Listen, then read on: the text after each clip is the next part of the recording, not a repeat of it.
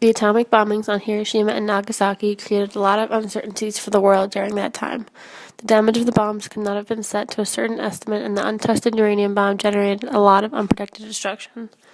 The bombings were a series of firsts, and it produced a large amount of debate from both politicians and scientists. It was an important series of events, especially in science, that is why we remember and study them. The code name for this whole process that actually produced the atomic bomb was called the Manhattan Project. This effort to design and build an atomic bomb was considered by scientists such as Albert Einstein and Enrico Fermi. Columbia University, the University of Chicago, and the University of California at Berkeley were the few universities where research was first based. In December 1942, Fermi helped produce the first controlled nuclear chain reaction, and this was a huge breakthrough. After his test, things began to develop more quickly, money was distributed more generously, and the project ended up employing over 120,000 Americans. It was important that this project was kept very secret, especially from the Japanese and the Germans, but also from the public as well. It was so secret that even Vice President Truman hadn't heard of the Manhattan Project until he became president. The first test of an atomic bomb occurred on July 16, 1945, which is codenamed the Day of Trinity. It happened near Alamogordo, New Mexico, and although scientists were readily prepared, no one was really prepared for the result. It ended up being a success. It broke windows from houses hundreds of miles away, but a cover-up story was released in order to keep the process a secret. After completing this process, the world had now entered itself into a nuclear age. In 1945, on August 6, the first bomb was dropped on Hiroshima, Japan by the United States, killing tens of thousands of people. Early that morning, a B-29 bomber plane called the Enola Gay took off from an island south of Japan. The pilot, Colonel Paul Tibbets, named the plane after his mother.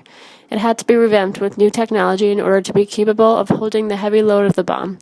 This 10-foot atomic bomb was codenamed Little Boy, and it was a uranium bomb.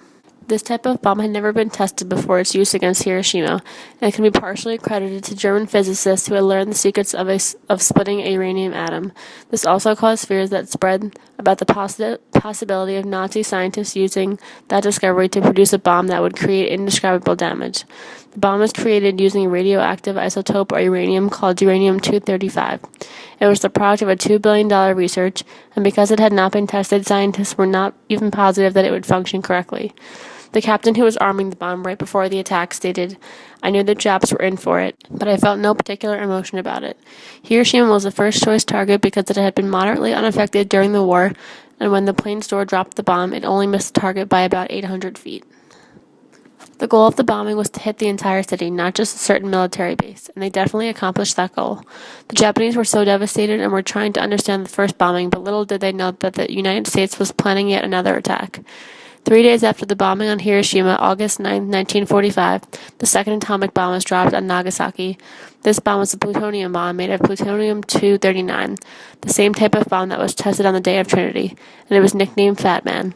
This bomb destroyed 40% of Nagasaki, and even though it was considered the stronger bomb, the land prevented the weapon from doing as much destruction. The codenames for these bombs may have many people, including myself, wondering exactly why they were named Little Boy and Fat Man. There was also a third bomb anticipated called Thin Man, which is the plutonium gun-type nuclear bomb that failed and resulted in Little Boy. They terminated this mission when they realized the plutonium was too high for its design. The person who named all three of these products was Robert Serber. He is a former student of Robert Oppenheimer who worked on the Manhattan Project.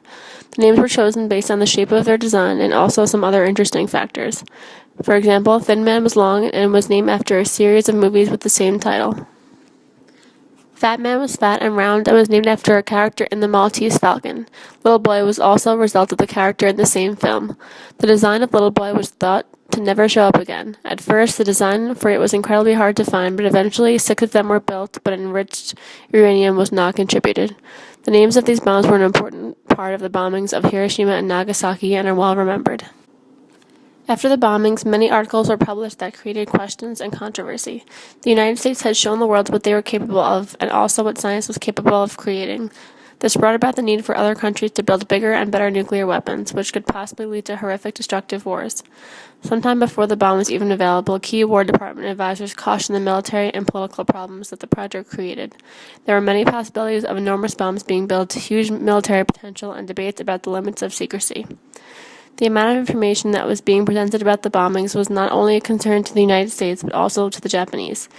After the dropping of the bombs, the supreme commander of the Allied occupation enacted censorship, which prohibited the publication of all reports and studies of A-bomb damages, including medical and scientific studies of all injuries and loss suffered, in newspapers, magazines, scholarly journals, books, or other public means.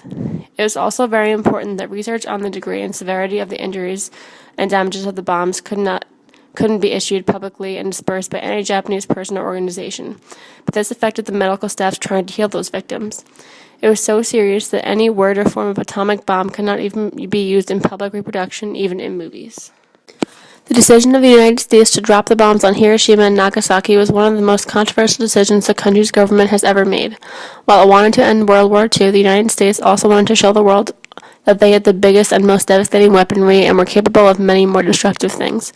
They accomplished this within days of the bombings, although some scientists probably advised against the use of the bombs in the first place. The sense of power would cause them to think of themselves as a threat to any other country trying to take on the United States.